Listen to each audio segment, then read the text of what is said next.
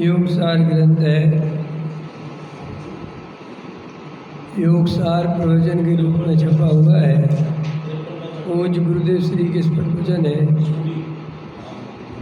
पृष्ठ क्रमांक 34,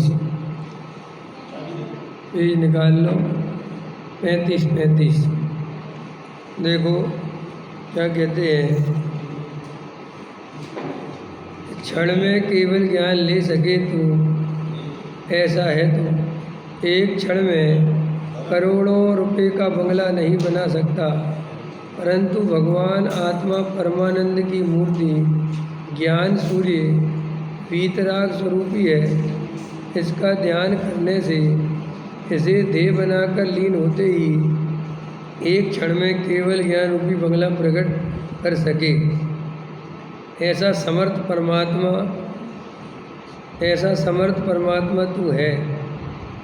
वह केवल ज्ञान आदि अनंत काल तक रहेगा, परंतु ऐसे निज परमात्मा के सन्मुख होकर कभी देखा ही नहीं।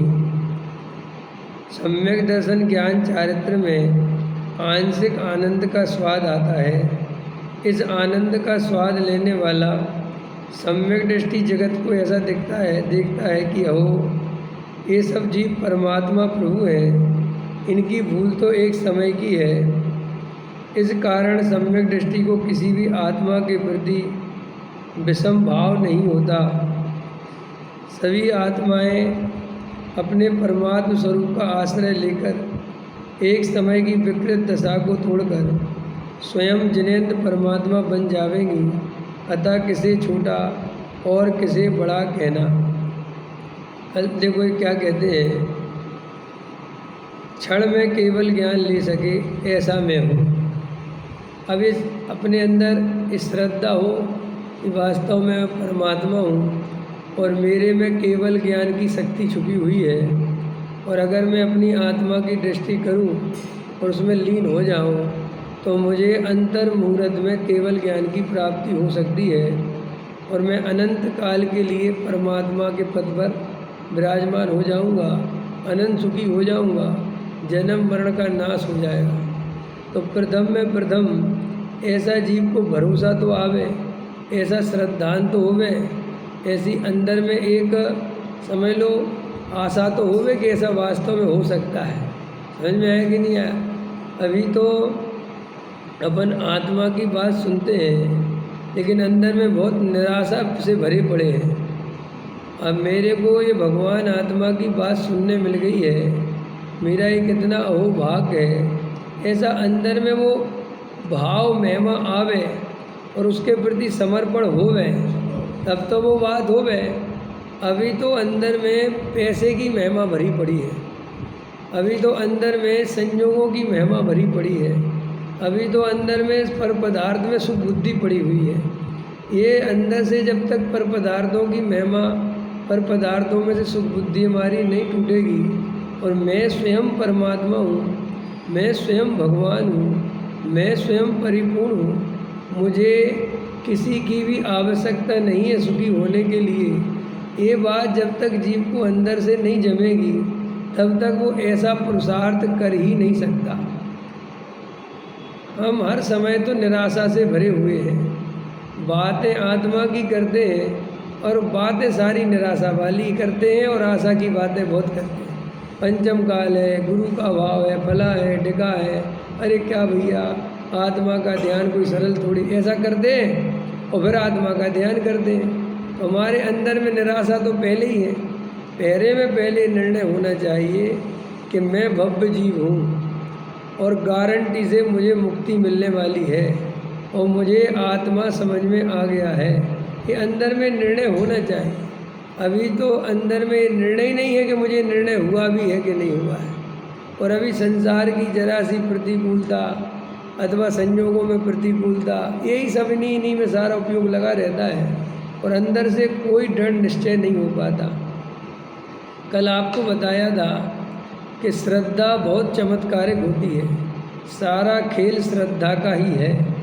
आपकी अगर श्रद्धा है तो पत्थर भी भगवान है, और अगर श्रद्धा नहीं है तो भगवान भी पत्थर है। ये सब काहे का खेल है? श्रद्धा है तो पत्थर भी भगवान है, और श्रद्धा नहीं है तो बना बनाया भगवान भी पत्थर है। समझ में? देखो जगत में जो बेचारे इस तत्व ज्ञान से रहित हैं, जिन्हें आत्मा की बात सुनने नहीं मिली, वे पत्थरों में भगवान खोजते हैं, पहाड़ों में भगवान खोजते हैं, लेकिन कितनी श्रद्धा से खोजते हैं। यहाँ कोई भगवान है ही नहीं, फिर भी बेचारे सावलिया पारसनाथ से घर पे भलो विराजो, पाँव में छाले पड़ जाए, समझ में आया? बड़ी श्रद्धा के चप्पल पहन के नहीं जाते, खूब 27 किलोमीटर पैर तकलीफ में आ जाते हैं। कई लोग तो इतनी श्रद्धा वाले होते हैं, पूरी वंदना करे बिना पानी भी नहीं पीते। करते कि नहीं करते? सब करते नहीं करते, लेकिन उसको वहाँ तो श्रद्धा है कि यहाँ भगवान मिलेगा, यहाँ भगवान की भक्ति करूँगा तो भगवान, जो भी मान्यता है, जबकि वे झूठी हैं, कोई दम नहीं है, खोखली है, क्योंकि वो वस्तु का स्वरूप नहीं है। फिर भी अंधी भक्ति में इतनी ताकत है। और अपन को तो भगवान आत्मा बता दिया, चेतनपना दिखा दिया, उसका लक्षण बता दिया, लक्षण से आत्मा की पहचान करा दी, और ये बताया कि ये जो जानने देखने वाला भगवान है यही आत्मा है, यही भगवान है। ये सब ख्याल में आ गया तो भी हमारी वैसी श्रद्धा नहीं हो रही, हम वैसा पुरुषार्थ नहीं कर रहे। आश्चर्य की बात है कि नहीं? पकड़ में आया श्रद्धा का चमत्कार। नकली श्रद्धा इतना कमाल कर रही है कि 27 किलोमीटर पहाड़ पर चढ़ा रही है, और असली श्रद्धा हम जो करना चाहिए कि आधा घंटा तत्व विचार करो, एकांत में समय बिताओ, भीड़ से हट जाओ, दूर हो जाओ, चुपचाप आत्मा का ध्यान लगाओ, तो ये श्रद्धा नहीं बन पा रही है कि ऐसा आत्मा का ध्यान लगाने से, ऐसा तत्व विचार करने से मेरे को वास्तव में सम्यक दर्शन की प्राप्ति हो जाए। उस सम्यक सागर पे तो श्रद्धा है कि एक बार जो बंदे कोई ताई पशुगति दुख नहीं हुई, ये तो बस मान लिया, लेकिन मेरे आत्मा की दृष्टि करने से चारों गतियों के दुख मिट जाएंगे, मेरे आत्मा के ध्यान करने से मेरे सारे दुख मिट जाएंगे, ये श्रद्धा नहीं आ पा रही है। हाँ, बराबर। ये कारण ये है कि तुम एकांत में कभी भी तत्व विचार नहीं करते। सुनते तो हो, लेकिन सुनकर अपनी दुकानदारी में लग जाते हो, अपने घर परिवार में लग जाते हो। अगर शांति से एकांत में बैठ के भीड़ भाड़ से दूर होकर शांति से गहरा तत्व विचार करो, निर्णय करो कि मैं जिन स्त्री पुत्र आदि के लिए मरा जा रहा हूँ, मैं जिन मोह में नाच रहा हूँ, क्या वास्तव में ये मेरे हैं? क्या मैं इनका हूँ? क्या इस संसार में मुझे सुख मिल सकता है? मैं जो रुपया पैसा जोड़ने में आकुलित हो रहा हूँ, क्या ये रुपया पैसा मकान दुकान मेरा है? क्या मैं इसका स्वामी हूँ? क्या ये मुझे सुख दे सकता है? ये जो मैं मान कसाई के लिए मरा जा रहा हूँ, अभी भी जवान होने के लिए मरा जा रहा हूँ, ये क्या मेरे वास्तव में सुख के कारण है? क्या मुझे ये करना चाहिए? समझ में आया कि नहीं? ऐसा गहरा तत्व विचार करे, एक एक अपनी मान्यता पे कुठाराघात करे तो वो मान्यता टूटे, वो पलटे। जब अंदर में मंदिर आ गए, प्रवचन सुन लिया, समझ में तो आ गया, अरे समझ में तो सब कुछ आता है। समझने से काम चलता होता तो सबरे ही मोक्ष चले गए होते। समझने से काम नहीं चलता, समझ कर श्रद्धान करे, समर्पण करे, आत्मा का वास्तव में ध्यान करे, एकांत में समय लगाए, भीड़ से हट जाए तो वो बात बनती है। अभी तो हम भीड़ में कितना रस लेते हैं, बोलो। अभी तो हम पंच कल्याणकों में भागते फिरते हैं, शिविरों में भागते फिरते, जबकि पता है कि भैया वहाँ कुछ नहीं रखा है, लेकिन भीड़ में मज़ा तो आता है ना। जब अच्छे अच्छे कपड़े पहनते हैं, पंच कल्याणक बढ़िया, नए कुर्ता पजामा, नए पैंट शर्ट बढ़िया, क्यों क्या करके पहनते हो? क्या लगता है? कलफ बलफ होता है ना, जो भी होता है। और क्या होता है? और कुछ भी होता है, लॉन्ड्री में भेज दे, क्या बोलते हैं उसको? चरक प्रेस बढ़िया एकदम। तो बाबूजी लगते और फिर 4 आदमी, अब तो रमेश जी भाई बहुत पैसा हो गया भाई, 21,000 लिखो हमारे, इसमें मज़ा आता है। और कहता है कि मेरे मोह का नाश नहीं होता। अरे जब तुझे मोह में मज़ा आता है तो तू मोह का नाश करेगा क्यों? अपने अपने गिरेबान में झांको ना, उसमें क्या बात है? अपने अंतरंग में झांक के देखो कि हमने मोह का नाश का उपाय करा कहाँ है। हम तो मोह के नाश का उपाय सुन के आ जाते हैं, करते कुछ नहीं, वो उपाय सुनते हैं और चले जाए। अभी देखो उपाय बता दिया, बताया कि नहीं? अब तुम करोगे तब तो बात होगी, बस अब उपाय तो बता दिया, अब करोगे नहीं। तो भैया बड़े से बड़ा डॉक्टर भी अगर तुम्हारी बीमारी का इलाज बताएगा, लेकिन तुम वो दवाई नहीं लोगे, तुम वो परहेज नहीं करोगे, तो वो दूर कैसे होगी बीमारी? कि साहब डॉक्टर बहुत बड़ा है, 5,000 की फीस। अरे 5,000 की क्या 15,000 की लेवे, लेकिन फीस से थोड़ी बीमारी दूर होती है। वो जो इलाज बताए, जो वो काम बताए, वो करे तो बात बने। ऐसे तुम बड़े बड़े पंडितों को सुन लो, बड़े बड़े विद्वानों को सुन लो, बड़े बड़े साधुओं को सुन लो, लेकिन उसके बताए हुए मार्ग पर चलेंगे नहीं तो हम वो तत्व ज्ञान प्राप्त कैसे करेंगे? अथवा देव साधुओं की पूजा करा लो, शास्त्रों की पूजा करा लो। शास्त्रों की पूजा नहीं होती, शास्त्रों में जो लिखा है उसका श्रद्धान करना उसकी पूजा है।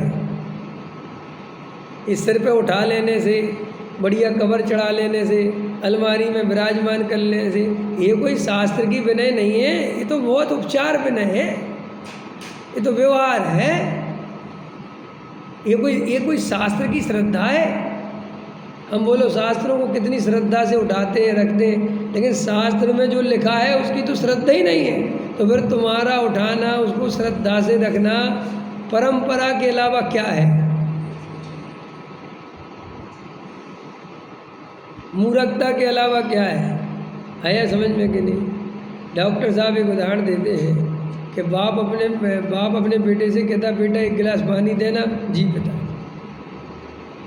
5-7 मिनट हो गए, पानी दिया ही नहीं। पापा ने फिर कहा, अरे बेटा 1 गिलास पानी तो सुना नहीं। सुना जी पापा, आपने बराबर बताया 1 गिलास पानी चाहिए, आपको प्यास लग रही ना? हाँ बेटा, ठीक है पापा, ठीक है।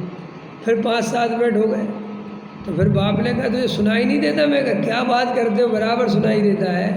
मैं आपको बता रहा हूँ आपने क्या कहा। आप 2 बार कह चुके कि पानी दो, तो पानी देता क्यों नहीं? समझ में आया कि नहीं आया? तो जैसे ये सुनना नहीं है, ऐसे ही हम शास्त्रों की बातें रट लेते हैं। कोई हमसे पूछता है कि क्यों सुना नहीं रमेश जी? बराबर सुना जी, आपने बताया कि मोह का नाश करना चाहिए, पर पदार्थों में सुख नहीं है, संयोगों में सुख नहीं है, रुपए पैसे में सुख नहीं है। आपने यही बताया था ना पंडित जी? हाँ, तुम्हें तो बराबर याद है। तो फिर हम तो बराबर याद रखते हैं, और अगले दिन आके सुना देता है।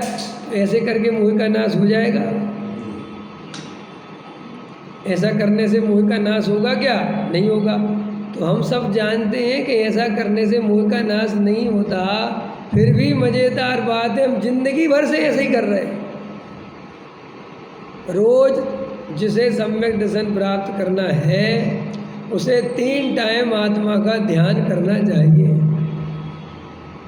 तत्व विचार करना चाहिए। वो भीड़ से अलग, मंदिर में बैठ के नहीं कि 4 लोग आ रहे हैं 10 लोग जा रहे हैं, ना ना, एकांत में जहाँ कोई नहीं दिखे, कोई तुम्हारे जानने वाला नहीं, कोई पहचान नहीं, चुपचाप। समझ में आया कि नहीं आया?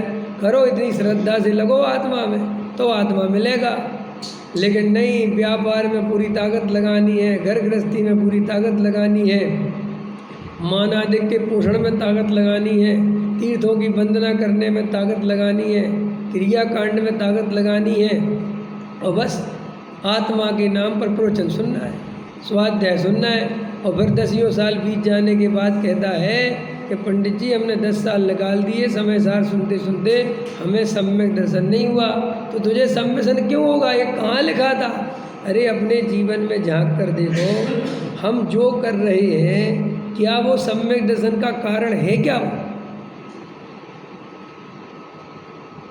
अब नहीं है ना, आप भी जानते हो ना, क्योंकि साफ साफ लिखा है कि एकांत में चुपचाप रहकर तत्व विचार करे, बारंबार तत्व विचार करे और फिर वैसी श्रद्धा करे, वैसा निर्णय करे तो सम्यक दर्शन का अधिकारी है।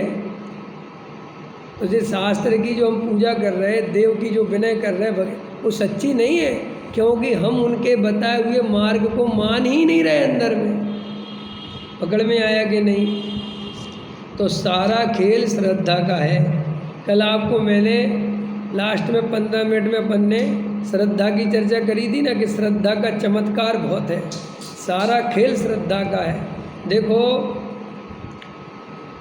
थोड़ा इसको और विश्लेषण कर लेते हैं। ज्ञान जो है अगर श्रद्धा के बिना हो तो वो नीरसता के अलावा कुछ नहीं लाता। समझ में आया? वो ज्ञान को ज्ञान भी नहीं कहा शास्त्रों में।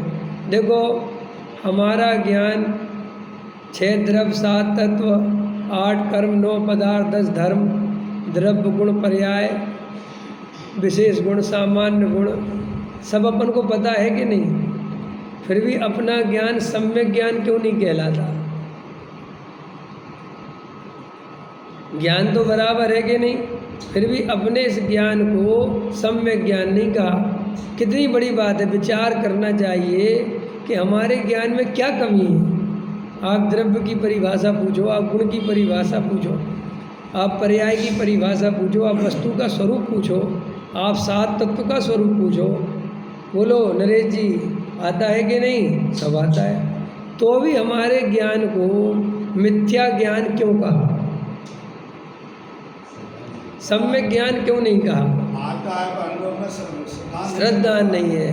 तो इसका मतलब कोरा ज्ञान श्रद्धा के बिना केवल नीरसता लाता है और कुछ लेके नहीं आता। चमत्कार तो श्रद्धा से उत्पन्न होता है। समझ में आया कि नहीं आया? इसलिए तुम देखो कई पंडित विद्वानों को शास्त्रों का ज्ञान कितना होता है, लेकिन उनके जीवन में सरसता नहीं होती, उनके जीवन में आनंद नहीं आता, उनके चेहरे पे प्रसन्नता दिखाई नहीं देती, जबकि ज्ञान बहुत है। पूरे टाइम क्रोध में दिखेंगे, अहंकार में दिखेंगे, बड़े उसमें दिखेंगे। और शास्त्रों का ज्ञान, गाथाएं याद है, प्राकृत आती है, संस्कृत आती है, बड़ी बड़े कर्मकांड जीव कांड सब याद हैं। धवला जय धवला का स्वाध्याय है, भार हो गया उसके ऊपर। उससे कहो थोड़ा हंस लो, वो हंसता भी नहीं। उससे कहो थोड़ा बैठ लो, वो बैठता भी नहीं। समझ में आया कि नहीं आया? तो उस ज्ञान ने उसे आनंद नहीं दिया, उस ज्ञान ने उसे अहंकार दिया, उसे भारीपन दिया। समझ में आया? एक प्रकार के क्रोध मान आदि में ही निमित्त बना वो ज्ञान, क्योंकि ज्ञान श्रद्धा के बिना कोई काम का ही नहीं है। और इस बात के लिए मैंने आपके सामने एक छोटी सी बात रखी कि सम्यक दर्शन की इतनी महिमा आचार्य भगवंतों ने, केवल ज्ञानी परमात्मा ने बताई कि अगर तुझे सम्यक दर्शन है तो तू रस्सी को सांप कहा, क्या? रस्सी को सांप कहता रहे तो भी तेरा ज्ञान सम्यक ज्ञान है। ये कितनी कितनी आपको नहीं लगता है कितनी कीमत है श्रद्धा की? और बोले साहब श्रद्धा से शून्य तुझे आगम का ही ज्ञान क्यों ना हो, तुझे धवला जय धवलई का ज्ञान क्यों ना हो, तुझे समय सार पूरा 415 गाथाएं कंठस्थ ही क्यों ना हो, तेरे को 11 अंग 9 पूर्व का ज्ञान ही क्यों ना हो, लेकिन श्रद्धा के बिना सारा ज्ञान मिथ्या ज्ञान है। कितनी बड़ी बात है। हमें श्रद्धा की महिमा कितनी आनी चाहिए कि श्रद्धा क्या चीज़ है। और खाली ज्ञान की बात नहीं है, द्रव्यलिंगी मुनि का इतना पाला हुआ आचरण, इतने पाले हुए व्रत संयम उपवास नियम, श्रद्धा के बिना सब के सब जो है कोई कार्यकारी नहीं होते, अंक बिना के बिंदी के समान है। आचार्य भगवंतों ने शास्त्रों में लिखा सम्यक दर्शन के बिना कोई जीव करोड़ों वर्षों तक तप करे तो भी उसका एक कर्म बंधन नहीं छूटता। बोलो कितनी बड़ी बात। और हम श्रद्धा का चमत्कार ही नहीं समझ रहे, हम श्रद्धा की कीमत ही नहीं समझ रहे। हम सबके सब कितने अज्ञानी हैं। शास्त्रों में जिस ज्ञान को क्षयोपम ज्ञान को श्रद्धा के बिना अनर्थकारी ही जानना कोई काम का नहीं है, वो उल्टा अहंकार में ही निमित्त बनता है। और सुनो है हाँ, ज्ञान परिसर है ना, वो अज्ञान परिसर है। समझ में आया कि नहीं है कि साहब खाली ज्ञान की बात नहीं है। देखो उन्होंने श्रद्धा के बिना पंडितों को भी नाप दिया और श्रद्धा के बिना साधुओं को भी नाप दिया। कितनी बड़ी बात है। ये दोनों चीज़ें उनने श्रद्धा के बिना का सब व्यर्थ है। कितनी बड़ी बात है। आप मूल गाथाएं पढ़ो समय सार की, वो कुंद कुंद सदक की पढ़ो गाथा, मुझे तो याद ही नहीं रहती। उसमें सब लिखा है सुई सहित डोरा ऐसी कोई दी नहीं गिरे बन उपवन में। समझ में आया। और सम्यक दर्शन और जो क्या दर्शन से भ्रष्ट है भ्रष्ट है, चाहे सबको भ्रष्ट है भ्रष्ट है भ्रष्ट है। और बोले साहब सम्यक दर्शन सहित है और चारित्र्य से भ्रष्ट है, तो बोले कोई बात नहीं। कितनी बड़ी बात है। बोले साहब एक सम्यक दृष्टि हो गया और चारित्र्य में बिल्कुल भ्रष्ट है, तो बोले कोई बात नहीं, हो जाएगा निकल जाएगा। और बोले साहब ये साधु है, द्रव्यलिंगी है, बहुत अच्छा आचरण पालता है, इसके कोई विषय कसाय के परिणाम नहीं है, बहुत अहिंसा आदि महाव्रतों का पालन करता है। बोले बताओ सम्यक दर्शन है? बोले नहीं। बोले नहीं, ये तो संसार में रुलेगा। कितनी बड़ी बात।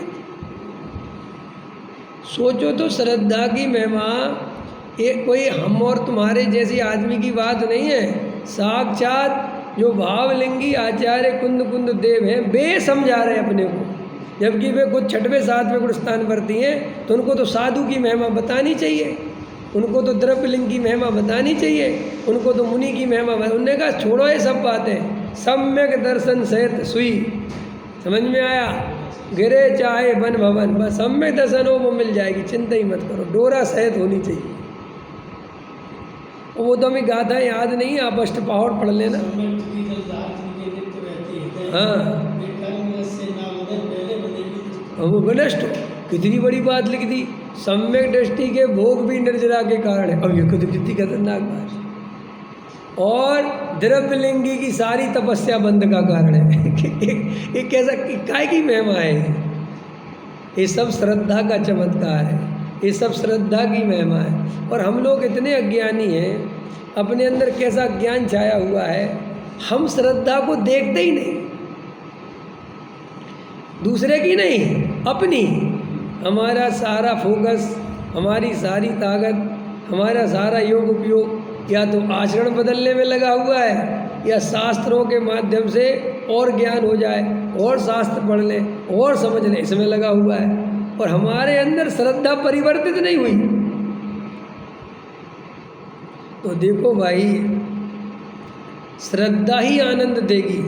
श्रद्धा के बिना कोई आनंद आने वाला नहीं है, ये लिख लो। इसलिए कभी कभी आप देखना प्रवचनों में पंडितों के चेहरे पर कोई आनंद नहीं आता। उनके चेहरे पर कोई प्रसन्नता नहीं आती, चाहे प्रवचन कितनी अच्छा हो रहा हो। लेकिन एक सामान्य जीव बैठा रहता है, उसका हृदय खिलता है, उसको आनंद आता है, चाहे उसे समझ में कम आता है। तो प्रश्न ये है कि ज़्यादा मज़ा तो पंडित को आना चाहिए, है आना चाहिए कि नहीं? भाई पंडित को तो ज्ञान बहुत है, लेकिन उस श्रद्धा शून्य होने के कारण वो क्षयोपम ज्ञान में डूबा रहता है, तो वो प्रवचन में उसकी श्रद्धा नहीं जगती। ओहो क्या बात आ रही है, ओहो ये नहीं आता उसको। पहला था अजय किस शास्त्र में लिखी है, ये कहाँ से बोल रहे हैं, ये तो अपने मन से बोल रहे हैं, कोई तरीका थोड़ी है। शास्त्रों की बात बोलनी चाहिए, बिना शास्त्र के प्रवचन करते हैं, ये गलत। देखो उसके पूरे टाइम केवल और केवल वो श्रद्धा शून्य होने के कारण केवल और केवल दूसरे विद्वान के या वक्ता के दोष देखने में अथवा मिलान करने में उसका समय चला जाता है। इसलिए तुम लोगों से मैं बहुत अच्छे से कहता हूँ कि तुम्हारा भाग्य कि तुम पंडित नहीं हो। पंडित होना, देखो भाई, सम्यक दृष्टि होना तो सौभाग्य है, इसमें तो कोई दो राय है नहीं। वो तो सब सम्यक दृष्टि बनने के लिए बन बैठे हैं। लेकिन तुम्हें अगर पंडित बनने के सपने देखते हो कि पंडित होना बहुत अच्छी बात है, तो दो कौड़ी की बात है। मैं बिल्कुल नहीं मानता, क्योंकि पंडिताई बिना सम्यक दर्शन के आदमी को भव समुद्र में डुबो देती है।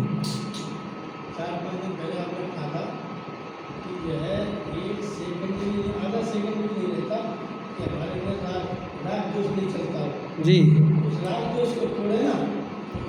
हाँ, हर समय राग देश, इनने अच्छा बताया, इनने बुरा बताया, ये एक बताया। और पंडित की तो तुमने हालत देखी होगी। मैं खुद पंडित हूँ, और आप ये मत समझना कि मैं अपने लिए नहीं कह रहा, मैं अपने लिए ही कह रहा हूँ। मैं दूसरे पंडितों की क्या बोलूँ, समझ में? हमारे दिमाग में किसी का प्रवचन चलता है और वो श्रद्धा है नहीं उसके प्रति। अब वो समझना मेरी बात, श्रद्धा है नहीं और बैठ जाएंगे तो पूरे टाइम नाप तोल चलता है क्या बता रहा है। इसलिए श्रद्धा होना बहुत जरूरी। इसलिए मैं कहता हूँ जिसके प्रति तुम्हें श्रद्धा नहीं है उसका स्वाध्याय सुन के अपना टाइम बर्बाद मत करो। आपको आप ऐसा क्यों कहते हैं, इसमें समाज कैसे चलेगी? तुम समाज चलाने जाओगे तो भव समुद्र में डूब जाओगे, फिर तो तुम इन चिंताओं से कभी मुक्त नहीं हो पाओगे। फिर तुम्हें ये काम वो काम, ये पंडित वो पंडित है, मेरा ये तो आते ही रहेंगे। बात ये है 10 गुरु नहीं बनाए जाते। हमारे यहाँ ये भी एक सिस्टम गलत है कि सबरे ही गुरु हैं, सबरे पंडित गुरु। अरे ऐसा थोड़ी होता है भाई, गुरु तो एक ही होना चाहिए। समझ में आया कि नहीं आया? अब तुम 10 लोगों के प्रति श्रद्धा तो कर नहीं सकते, कर सकते हो क्या? और 10 लोगों के पीछे भागोगे तो श्रद्धा रह भी नहीं सकती। फिर श्रद्धा रहेगी कैसे? क्योंकि 10 ही प्रकार के पंडित अलग अलग बताते हैं, तुम कैसे काम करोगे? समझना ही गहरी बात समझना।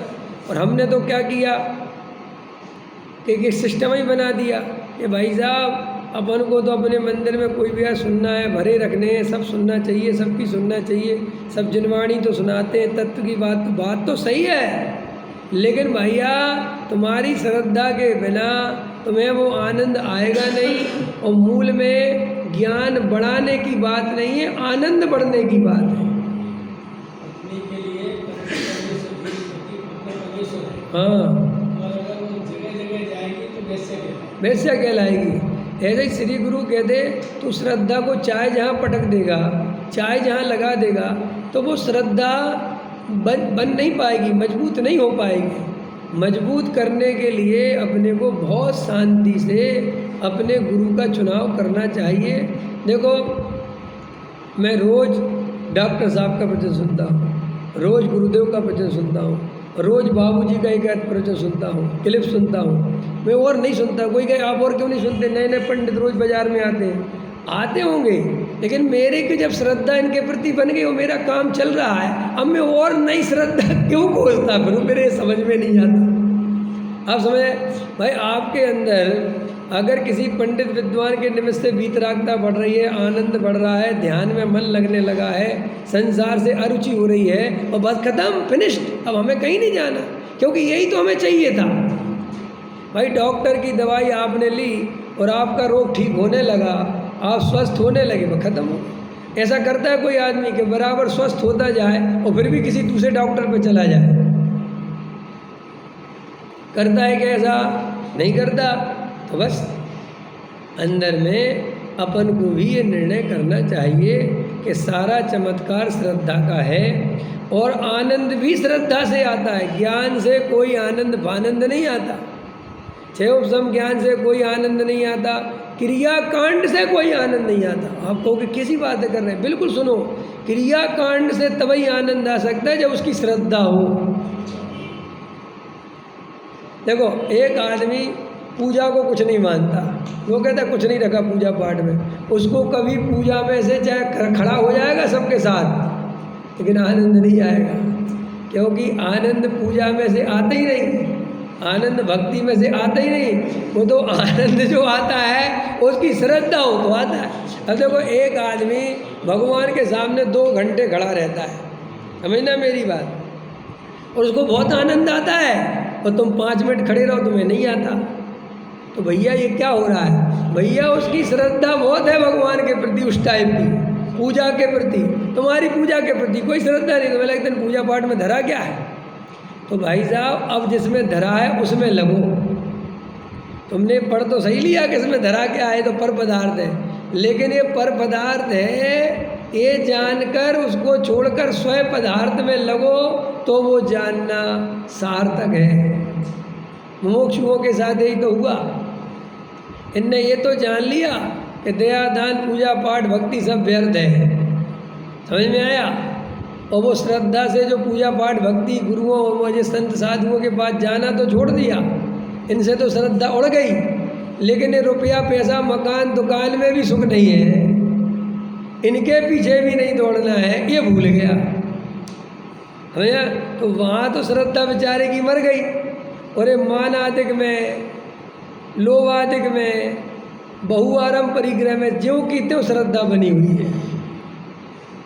इसलिए एक मोक्षू से कहो कि चलो एक भलाने महाराज चलो सुना दे, अरे नहीं जाना, लेकिन 2 लाख रुपए बता कमाने का प्रोग्राम बताओ, तो कहेगा सुनाओ, बताओ कैसे। ये हो गया ना गलत, इसमें किसी की गलती नहीं है, ये तो जीव का स्वरूप ही ऐसा है। उसे तुम जो बताओगे वो गारंटी से अपनी कसाई के अनुसार ग्रहण करता है, काय के अनुसार ग्रहण करता है। अब अपनी ये बाहर में तो देवसास गुरु को अपन परंपरा से कर रहे थे, पुण्य के लिए कर रहे थे, देखा देखी कर रहे थे। अब खूब तर्क से खूब युक्तियों से हमने समझाया, कुछ नहीं रखा है पूजा पाठ में, तो जड़ की क्रिया, अरे बहुत बढ़िया सही है, अपन तो वैसे ही नहीं करते, या अच्छा हुआ आप तो आदि करा दो। पंच परमेष्टि विधान हुआ था ना अभी, तो देखो उसमें 5 की जगह अब 3 ही कर लिए, अरहंत सिद्ध और साधु, 3 को एक तरफ निपटा लिया ना। अभी और शॉर्ट कर लेंगे, और शॉर्ट कर, प्रश्न वो नहीं है शॉर्ट और उसकी, मैं तो सिर्फ ये समझाने की कोशिश कर रहा हूँ कि ये श्रद्धा से काम चलता है। और हमने क्या किया है कि ये श्रद्धा वहाँ से तो हटा ली, ये जड़ की क्रिया पूजा, लेकिन हमने श्रद्धा हटा के जहाँ लगानी थी, जहाँ के लिए तुम्हें लगानी थी वहाँ नहीं लगाई। और तुमने क्या किया कि पहले से ज़्यादा और मजबूत हो गए संसार में। देखो अन्यथा नहीं लेना, तो घबराना नहीं। देखो जो व्यवहार वासी हैं, व्यवहार वाले बेचारे सुबह 5 बजे से लग जाते हैं साधुओं की सेवा में, समझ में, 1 बजे जाके 2 बजे जाके रोटी खाते हैं वो लोग, 2 बज जाते हैं, पूरा आहार कराने में, पूरी व्यवस्था बनाने में लगे रहते हैं मेरे को पूरी श्रद्धा से। तो तुम्हें हमने वहाँ से तो हटा दिया कि कुछ नहीं रखा, तो अब वो जो हटाया था अब वो कहाँ लगाना चाहिए था अपन को, कहाँ लगाना चाहिए था? रियल बात है ना, इसलिए तो हटाया था कि बेटा इनमें धर्म नहीं है, अपनी आदत। तुमने कहा ओके सर, तो पहले जा रहे थे 12 बजे फैक्ट्री खोलने, अब पहुंच जाते हो 9 बजे, और तुम सोच रहे हो कि तुम बड़े धार्मिक हो, क्योंकि वे तो मूर्ख लगने लगे तुम्हें, वे तो अज्ञानी लगने लगे तुम्हें, और तुम अपने आप को क्या समझने लगे? तुम अपने आप को ज्ञानी समझ के कितनी बड़ी गलती कर रहे हो, जबकि तुम ज्ञानी नहीं हुए। तुमने वो समझकर जो बहुआरम परिक्रम में अपनी श्रद्धा लगा दी, तो बेटा नरक नहीं जाते थे तो चले और जाओ। इस सारे में विचार करना चाहिए। बड़े बड़े जो धर्म के ठेकेदार हैं, बड़े बड़े तुम्हारे नामी ग्रामी मुमुक्षु, उनको विचार करना चाहिए। देखो गुरुदेव जैसा आदमी, अभी परसों ही नर्सों का प्रवचन है डॉक्टर साहब का, कि गुरुदेव जैसा साधक पुरुष जब साधुओं के बारे में कुछ कहता है तो वो शोभा देता है, क्योंकि वो आदमी रात और दिन आत्मा में लगा हुआ है। लेकिन तुम 18 साल के छोकरे, समझ में आया, ना कुछ साधना करते हो, ना कुछ तत्व की आराधना करते हो, बस शास्त्रों से पढ़ पढ़ के मुनियों की निंदा करना सीख गए।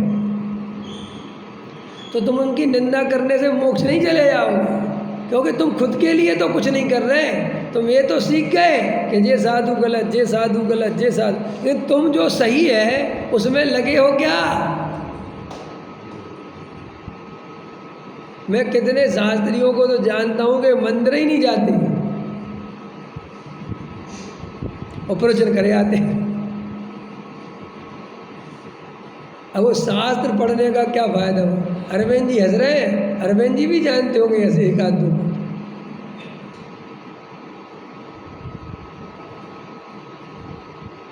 और वो शास्त्री है। अब मेरा प्रश्न है, और उससे पूछो क्यों मुनि के पास चलोगे? आज कोई मुनि सच्चा है क्या? पंचम काल में है, कैसी बात है कि तुम मोक्षु हो क्या तुम? और वो मेरा ही गिरेबान पकड़ ले, हो सकता है कि नहीं? और होता है कि नहीं? भाई ये मोक्ष मार्ग इतना सरल नहीं है, बहुत कठिन है। हम कहाँ छल ग्रहण करेंगे हमें खुद ही पता नहीं है। बहुत कठिन है, बहुत कठिन है, बहुत कठिन है। समझ में आया कि नहीं है? पंडित साहब ने 4-5 वाक्य लिखे ना, बड़े अच्छे। व्यवहार समझो तो समझाओ तो व्यवहाराभासी हो जाता है, निश्चय समझाओ तो निश्चयाभासी हो जाता है, सहजता समझाओ तो प्रमादी हो जाता है। समझ में आया कि नहीं आया? ऐसे उनके 4-5 वाक्य अपने साथ है ही। अब क्या करें बताओ भाई? कर तो कुछ नहीं सकते, वस्तु का स्वरूप ही ऐसा है कि देखो कितनी कठिन बात है। गुरु की श्रद्धा भी पूरी चाहिए, गुरु के प्रति समर्पण भी चाहिए, और एक गुरु मेरा भला नहीं कर सकता ये निर्णय भी चाहिए। कितनी कठिन बात है। अब तुम कहोगे यार 2 बता दो, या तो ये समर्पण बता दो या फिर गुरु से पिंड छुड़ा दो। है नहीं कठिन? बोलो, है समस्या के नहीं? तो श्रद्धा का चमत्कार बड़ा चमत्कार है भाई। क्रियाकांड से श्रद्धा हटा दी, स्वाध्याय अनुसार क्षयोपम ज्ञान से श्रद्धा हटा दी, लेकिन श्रद्धा लगाई कहाँ ये जरूर निर्णय करना। तुमने शास्त्र पढ़ना तो व्यर्थ बता दिया, और तुमने समझ भी लिया कि शास्त्र पढ़ने से कुछ धर्म नहीं होता, और तुमने कहा पंडित चलो अपन तो दुकान चलती। तो भाई साहब दुकान जाने से भी धर्म नहीं होता। उल्टा स्वाध्याय में बैठते तो धर्म कैसे होता है ये सुनने तो मिलता। दुकान में जाके तो वे सप्त व्यसनी आएंगे, ग्राहक आएंगे, बीड़ी जर्दा तंबाकू वाले आएंगे, और सेठ राम राम, अरे यार सही रेट लगाओ, और क्या चल रहा है? बीजेपी को वोट दोगे, कांग्रेस को, इस बार किसकी सरकार आ रही है? यही बातें करोगे ना। तो बेटा जब हमें तुम्हें धर्म की बातों का ही बताया कि उनसे संबंध दर्शन का संबंध नहीं है, तो इससे क्या होगा? नहीं समझ में आया? तो महाराज के पास तो इसलिए नहीं गए कि वे धर्म की बात थोड़ी बताते हैं, और तुम चले गए दूसरे के पास, तो वो कौन सी बातें बता रहा है? अरे भाई हमने तुम्हें ये देव शास्त्र गुरु का स्वरूप इसलिए नहीं बताया कि इनको छोड़ के तुम अपने काम धंधे में लग जाओ। अरे इसलिए बताया कि देव शास्त्र गुरु भी तेरा भला नहीं कर सकते, तो स्त्री पुत्र आदि तेरा भला कैसे कर सकते हैं? और इसने क्या कहा? अच्छा ये बहुत बढ़िया, हमारा जी 1 घंटा यहाँ और बर्बाद होता था, जाके जी और स्त्री पुत्र में लगा था। आया समझ में कि नहीं? समझ में आया रमेश जी? हाँ, आप प्रश्न पूछते हो कि सम्यक दर्शन हमें समझ में तो सब आता, इसलिए नहीं होता। सम्यक दर्शन इसलिए नहीं होता। सम्यक दर्शन तो हो जाए, लेकिन हमारी श्रद्धा में जब पर पदार्थों की महिमा, धन रुपया पैसा मकान दुकान सोना चांदी की महिमा, उनमें सुख की कल्पना भरी पड़ी हुई है, तो हम ये श्रद्धा इधर से उधर पलटते भी रहे, क्या होता है इनसे? अच्छे से होता क्या है, एक आदमी बहुत श्रद्धा से पूजा करने लगा, उसमें धर्म मानने लगा, एक आदमी ने पूजा पाठ छोड़ दी, वो दुकानदारी में लग गया, दोनों ही को सम्यक दर्शन होने वाला नहीं है। सच्ची बात है ये बिल्कुल। और क्या समझा रहे थे? क्षयोपशम ज्ञान कोरा ज्ञान अहंकार पैदा करता है। श्रद्धा के बिना की गई क्रिया अहंकार पैदा करती है। देखो, जिन्हें अपन बहुत बड़ा धर्म का कारण मानते हैं, अगर वे सम्यक दर्शन के बिना हो तो दोनों ही कसाय का कारण है। और ये बात केवली परमात्मा ने, सर्वज्ञ देव ने समोसण में बैठ के बताई, और आचार्य भगवंतों ने शास्त्रों में उकेरी लिखी कि क्षयोपशम ज्ञान आत्मज्ञान के बिना संसार का ही कारण है। द्रव्यलिंगी भावलिंग के बिना वो सब संसार में ही रुलता है। मुनिव्रत धार अनंत बार ग्रेविक उपजायो, पैने जातम ज्ञान बिना सुख लेस न पायो। और 11 अंग 9 पुर का ज्ञान अनंत बार पायो, पैने जातम ज्ञान बिना सुख लेस न पायो। ये बात अब मैं तो नहीं कह रहा भाई, ये तो सब आपको शास्त्रों में पड़ी हुई है ना। और सम्यक दर्शन की कितनी महिमा गाई, मोक्ष महल की प्रथम सीढ़ी, ओ दौल समझ सुन चेत से आने, काल प्रथा मत गोवे, यह नर भाव फिर मिलन कठिन है, जो सम्यक नहीं हो गए। कितनी महिमा गाई ज्ञानियों ने सम्यक दर्शन की। हाँ, दीर्घधारी चिन्ह मूर्त की मोह रीत लगत है, हटापटी, ये बहुत कीमत है। ओ जो वेद विषभक्षण करे, कैसी गाथाएं लिखी सम्यक दर्शन की महिमा में। जो वेद विषभक्षण करे वो मरे नहीं, ऐसे ही ज्ञानी पंचेंद्री के विषय भोग भोगे तो भी संसार में रुले नहीं। ये कोई भोगियों ने नहीं लिखी ये बात। अगर भोगियों ने लिखी होती तो मुझे शंका हो जाती, समझ में? ये योगियों की लिखी हुई है। लेकिन तुम्हारा दुर्भाग्य, हमारा दुर्भाग्य है कि हमें ये बात भोगियों के मुख से सुनने मिल रही। अगर ये बात हमें योगियों के मुख से सुनने मिलती, ओहो, चमत्कार हो जाता। अब भोगियों के मुख से सुनते हैं तो ऐसा लगता है कि हमें मूर्ख बना रहे, खुद को बचा रहे, क्योंकि खुद लगे ना विषय भोगों में, इसलिए ये गाथाएं सुना सुना के अपने भोगों की पुष्टि करते हैं। पकड़ में आया इंजीनियर साहब? हाँ भैया, हम कोई विषय भोगों का पुष्ट नहीं करते, हम तो तुम्हें सम्यक दर्शन की श्रद्धा की महिमा समझा रहे कि उसके बिना सब व्यर्थ है, सब व्यर्थ है। श्रद्धा से ही आनंद आता है, श्रद्धा से ही आनंद आता है, श्रद्धा से ही आनंद आता है। आया समझ में कि नहीं? क्षयोपशम ज्ञान से आनंद नहीं आता, नहीं आता, नहीं आता। क्रियाकांड से कोई आनंद नहीं आता, आनंद आता है श्रद्धा से। समझ में आया कि नहीं आया? एक आदमी को रामायण की श्रद्धा है, देखा तुमने? पहले टीवी में रामायण आती थी तो जो महिलाएं होती थी, जो अन्नमतियों की, वो बड़ी श्रद्धा से उन्हें साक्षात राम ही मानती थी, वो अरुण गोविल को। अगर वो तो कहती थी हमने राम को तो देखा नहीं, लेकिन हमें तो बिल्कुल ऐसा लगता है जय राम है। ये अरुण गोविल की बात नहीं है, ये श्रद्धा का चमत्कार है। इसका मतलब आनंद काय में से आया? श्रद्धा में। वो कोई नाटक हम देखते हैं, हमें वो नाटक लगता है, ठीक है, क्या है? ख्याल समझ में आया? ये कोई चमत्कार बाहर में नहीं हो रहा है, ये चमत्कार अपने ही अंदर हो रहा है।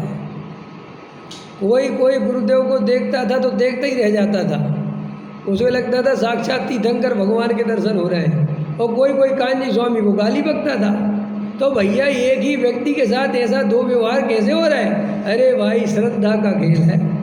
जिसकी श्रद्धा है उसके लिए भगवान दिखाई देता है, और जिसके लिए श्रद्धा नहीं है उसके लिए कुछ दिखाई नहीं देता। पकड़ में आया कि नहीं आया? श्रद्धा के संबंध में समझ में आया? अरे भाई श्रद्धा के बिना ये क्षयोपम ज्ञान हमें रूखा बनाता है। रूखा समझते हो? रूखी रोटी नहीं खाई जाती ना, बुंदेलखंड में बोलते रूखी रोटी दे दी उनने। तो जो रूखी रोटी माने बिना सब्जी के, बिना पापड़ के, बिना मिर्च मसाले के, ये क्या होता है? हमारे बुंदेलखंड में बहुत चलता है ये सब, दुनिया भर का ताम झाम। समझ में आया? तो कोई अगर ऐसी दाल रोटी दे दे तो समझ लो तो बेइज्जती हो गई है। ऐसे श्री गुरु कहते हैं खाली ज्ञान हो और श्रद्धा ना हो तो वो ज्ञान तुम्हें रूखा बना देगा। इसलिए पंडितों से रूखा आदमी खोजना मुश्किल है, और सम्यक दर्शन के बिना जो क्रियाकांडी है उनसे ज़्यादा क्रोधी खोजना मुश्किल है। सब ये कैसी बातें कर रहे हैं आप? बिल्कुल देख लेना तुम, सम्यक दर्शन के बिना जो ये साधु बन के घूम रहे हैं कितने क्रोधी हैं, उनको कितना गुस्सा आ जाता है। हाँ हाँ, समझ में आया कि नहीं आया? अब आजकल तो नक्सली जो बहुत खतरनाक शब्द हो रहा है, आजकल लाल किले से नक्सली बोल दिया। समझ में आ रहा कि नहीं आ रहा? विचार करना चाहिए कि ये साधु पे इतनी गुस्सा क्यों आ रही? सोचा कभी साधु को और गुस्सा आ जाए? भाई कैसे आ रही? अरे इसलिए आ रही कि बेचारा वो क्रिया कांड ढो रहा है, अंदर में कसाय भरी पड़ी है, श्रद्धा उसके पास है नहीं, तो वो क्रोध करने के अलावा क्या करे? पंडित है, शास्त्रों से पढ़ तो लिया, सीख तो लिया, लेकिन अंदर में खुद श्रद्धा से रहते तो बस शास्त्रों का ज्ञान उसे रूखा बना देता। रूखा माने फिर उसे कहीं आनंद ही नहीं आता, किसी प्रवचन में ही आनंद नहीं आता, कोई पूजा पाठ में आनंद नहीं आता, क्योंकि ये सीख गया पूजा पाठ में क्या रखा है, विधान में क्या रखा है, तो उसमें तो आनंद चला गया। समझ में? और प्रवचन सुनता है सो अरे ये क्या सुना है, ये तो हमारा जूनियर है। अब देखो कितनी बड़ी दुविधा हो रही। इसलिए मैं हमेशा कहता हूँ, तुम सोचते हो कि काश अपने घर में, अपनी समाज में कोई सम्यक दृष्टि होता तो मज़ा आ जाता। भाई साहब सबसे बड़े अभागे हो अगर तुम्हारे घर में सम्यक दृष्टि हो जाए। क्यों? सब कैसी बातें करते? क्योंकि सबसे ज़्यादा तुम्हें ही अश्रद्धा हो जाएगी सम्यक दर्शन। कई लोग सोचते होंगे, सोचते ही है सोचने वाले कि इनकी पत्नी कितनी सौभाग्यशाली होगी, इन पंडित जी को कितना ज्ञान है, कितना तत्व समझते। वो पत्नी से तो पूछो, सच बता रहा हूँ मैं कि क्यों सावेदा। अरे भाई उसके साथ बड़ी दुविधा है। वो मेरी पत्नी होने के कारण उसे जो मेरे औदिक भाव से परिचित है, जो मेरी कसायों से परिचय है, तो मैं उसकी श्रद्धा का विषय बन ही नहीं सकता। इसकी जगह मैं किसी और का पति होता तो बेचारी ज़्यादा मरी जाती श्रद्धा से। ये जगत बड़ा खतरनाक। इसलिए घर का जोगी जोगना और आन गाँव ते सिद्ध। देखो आपके मोहल्ले में सम्यक दृष्टि हो, भाई साहब तुम नहीं मानोगे, लोग दूसरी जगह से दर्शन करने आएंगे। कई दफ़े होता है, कई लोग मेरे से मिलने आ जाते हैं और वो जितनी श्रद्धा से मिलते हैं, अब तुम लोग देखते हो तो तुम्हें लगता है अच्छे मूर्ख है। मुझे अता पता तो है नहीं, मरे जा रहे। अब यहाँ 2 दिन रहे तो पता चल जाए। होता है कि नहीं? तुम्हारे साथ नहीं होता, मतलब जो अपन को नहीं मानते या जिनके प्रति अपने भाव नहीं है, उनको तो ऐसा ही लगता है ना, कैसे मूर्ख है, काहे के लिए मरे जा रहे इसके लिए। समझ में आया कि नहीं आया?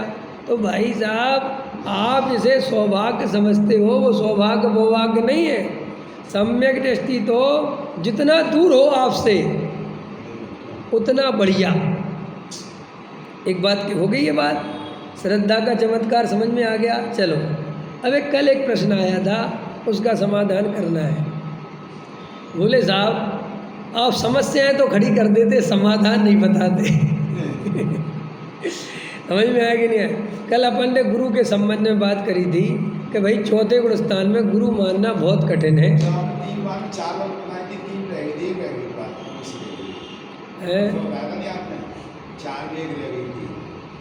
अब अभी तो जो रह गई उसको छोड़ो, अभी जो है वो पकड़ो। तो ये प्रश्न आया कि साहब हम गुरु के संबंध में चुनाव कैसे करें। प्रश्न होता ही है भाई, आपने कह दिया कि चौथे गुण स्थान वाले को अधिक भाव दिखेंगे, ये दिखेगा वो दिखेगा, हम करें क्या? हम तो बहुत बड़ी मुसीबत है, फंस गए। उसका भी समाधान है। देखो, जैन धर्म में पहले तुम्हें जिसे गुरु मानना है, पहले उसके तत्व ज्ञान को देखो। समझ में आया? उसकी आत्मा की तरफ, ध्रुव की तरफ कितनी श्रद्धा है, कितनी पकड़ है, कैसे वो समझाता है, और उसके समझाने से वास्तव में हमारे अंदर रियल में क्रांति आती है, परिवर्तन आता है। या आत्मा की तरफ जाने का पुरुषार्थ जगता है, संसार से अरुचि जगती है। तो समझ लो ये इस संबंध में तो हमें परीक्षा करना चाहिए पहले पे पहले।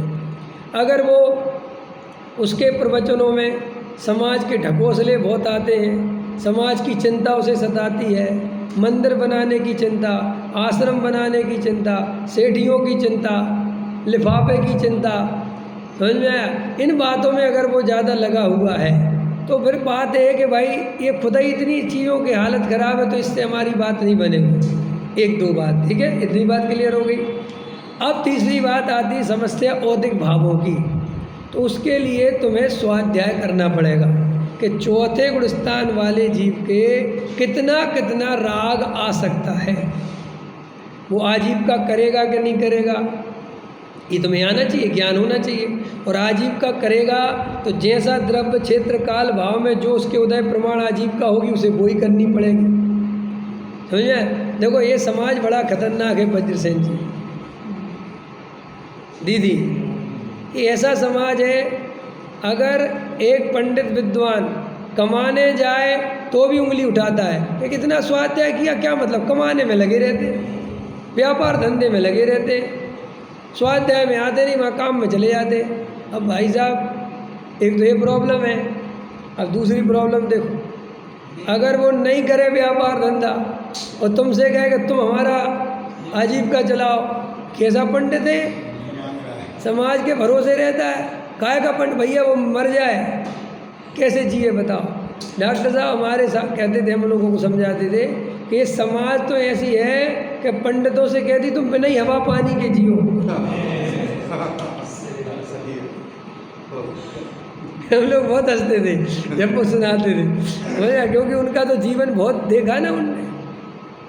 तो अब ये समझ लो आप, तो आपको चौथे, जैसे डॉक्टर साहब गुरुदेव के संबंध में कहते थे कि हमारे गुरुदेव श्री 80 बरस के हो गए, 85 बरस के जो भी थे, और कहे कि साहब मुझे शादी करनी है, तो भी मेरी गुरु उनके प्रति श्रद्धा कम नहीं होगी। किस आधार पे कहते थे? कि शास्त्रों में चौथे गुण स्थान वाला शादी कर सकता है, ऐसा राग उसे आता है, इसलिए अगर आ जाएगा तो हमें कोई दिक्कत नहीं। समझ में आया?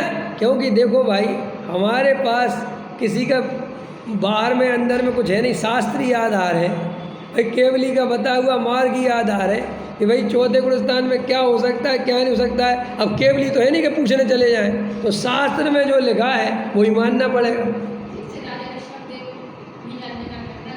हाँ, कुछ भी वो तो आप सब लगा लो। मैंने आपको बहुत सारा चौथे गुण स्थान के औदिक भावों का ज्ञान होना चाहिए। राजा ऋषभदेव 84 बरस की उम्र में, 83 बरस की उम्र में नीलांजना का नृत्य देख सकते हैं। अब मान के चलो तुम्हारे गुरुजी कभी कभार तुम्हें टीवी देखते मिल गए, सिनेमा देखते मिल गए सिनेमा हॉल में, तो तुम्हारी श्रद्धा खंडित नहीं होनी चाहिए, घबराना नहीं चाहिए तुम्हें।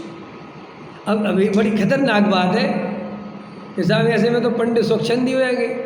जो असली होगा वो तुम पहचान पहले रखो। मैंने पहले तत्व ज्ञान समझा दिया, वस्तु का, और उनकी नेचुरलिटी देखो कि नेचुरल कितना है, मायाचारी नहीं होना चाहिए। वो अपनी कोई भी औदिक भाव को छुपाने वाला नहीं हो, बिल्कुल स्पष्ट बताता हो। तो बस इतने से तुम्हें क्लियर हो कि ईमानदार है आदमी। क्योंकि जो नकली होगा वो पूजने के लिए आडंबर का सहारा लेता ही लेता है। हाँ, वो करेगा क्योंकि उसे पता है आडंबर सर्वत्र पूज्यन्ते, आडंबर के बिना उसे पूजा नहीं जा सकता।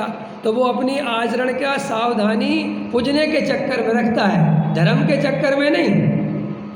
तो हमें अगर चौथे गुण स्थान का ज्ञान, चौथे गुण स्थान की बात बताई, पंचम का भी होना चाहिए, छठवें सातवें का भी। हमें मुनिराजों के संबंध में ऐसी कल्पना नहीं करना चाहिए कि पूरे टाइम आत्मा में डूबे रहते हैं, ऐसा बिल्कुल नहीं है। ये कल्पना तुम्हें कभी सच्चे साधु से मिलने नहीं देगी,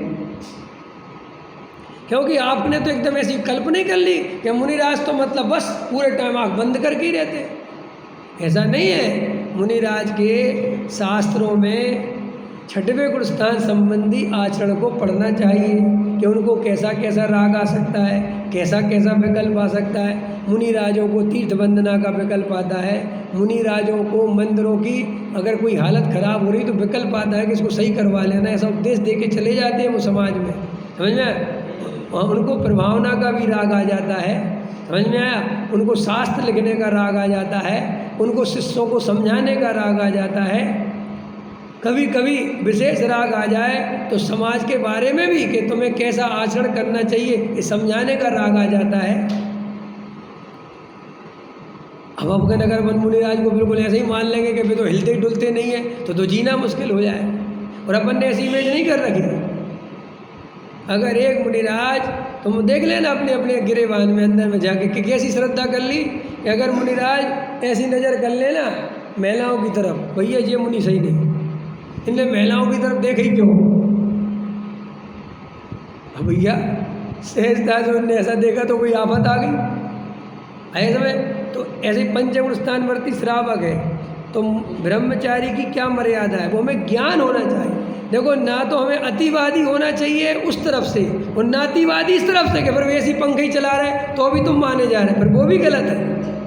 आया समझ में कि नहीं। उनके योग्य आचरण का ज्ञान हमें होना चाहिए। ऐसे पंडित विद्वान गुरु है तो वो अन्याय अनीति अवक्ष से रहित होना चाहिए। अगर वो अन्याय अनीति अवक्ष वाला है उसका को तो भैया फिर वो क्या समझाएगा। ये सब उसका एक बार कसौटी पे कस लो और कस लिया, और अगर तुम 10 साल बाद भी नहीं कस पा रहे तो फिर श्रद्धा बनाओगे कैसे।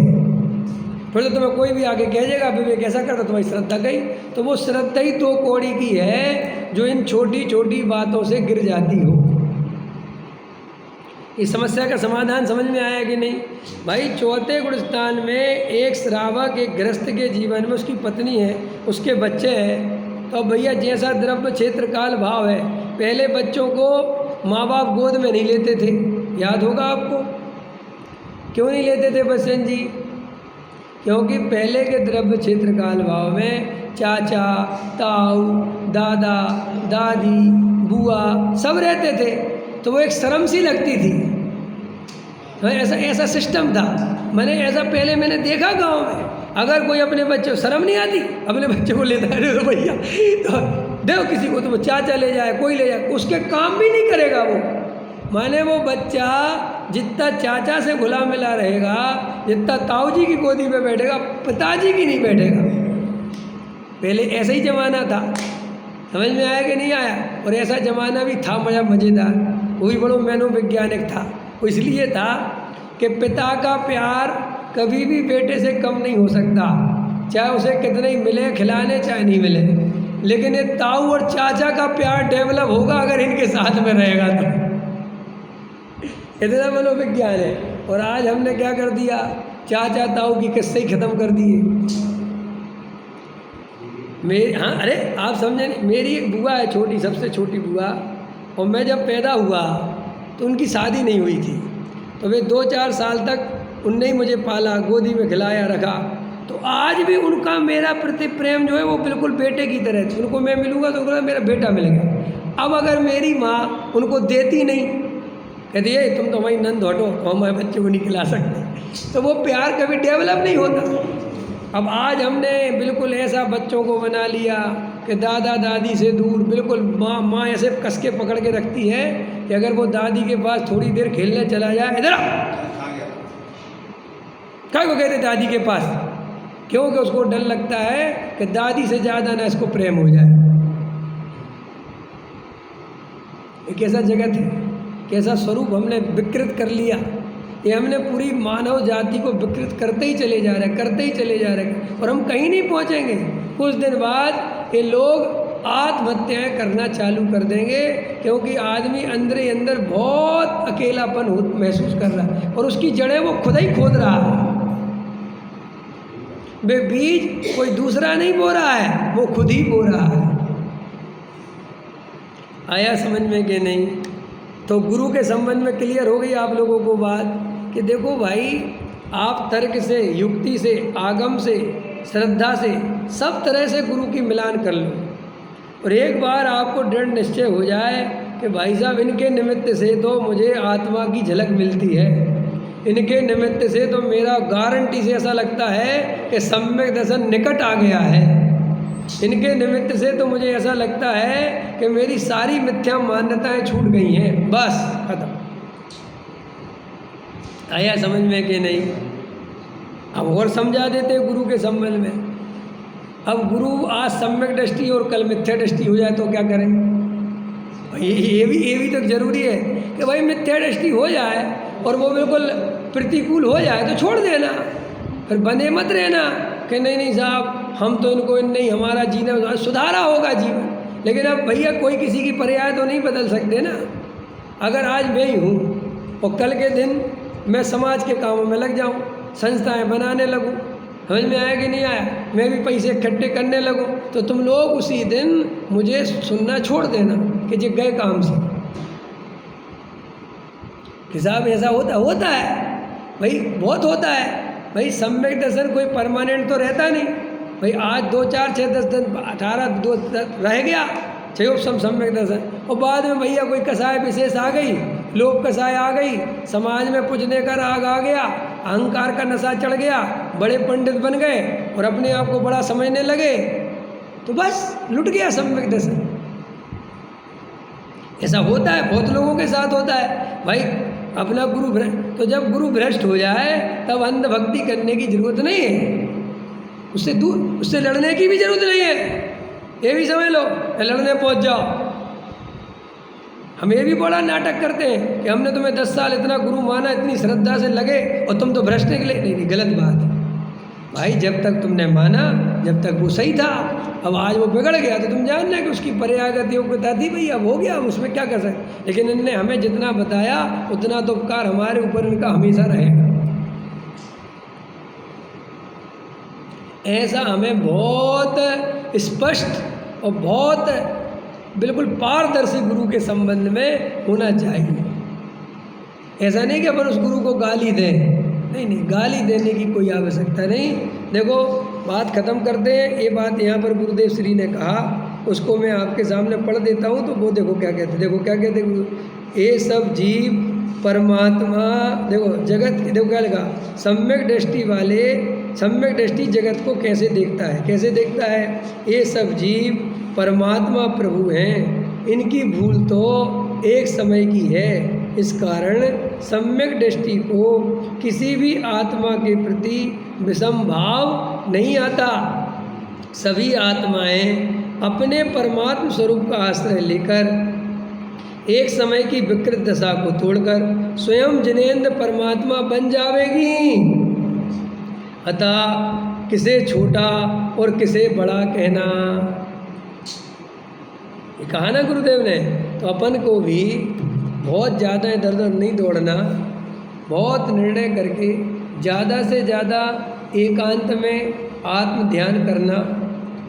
तीर्थों पर जाओ तो भीड़ से दूर रहना, शिविरों में मत जाओ, चुपचाप अकेले सोना गिर जाओ, 4 को साथ में लेके मत जाओ, समझ में, अकेले जाओ, चुपचाप ध्यान करो अगर सम्यक दर्शन प्राप्त करना है तो। क्योंकि भीड़ तुम्हें भुला देती है, भीड़ तुम्हें कभी सच्चा दर्शन नहीं होने देती। एकांत में अकेले में जब जीव कोई बैठता है तो उसे बहुत अलग अनुभूतियाँ होती हैं, और जब भीड़ में बैठता है तो उसे अलग अनुभूतियाँ होती हैं। तो वो जो एकांत की अनुभूतियाँ हैं वो ही सम्यक दर्शन में निमित्त हैं, और जो भीड़ की अनुभूतियाँ हैं वे संसार में कसायों में निमित्त हैं।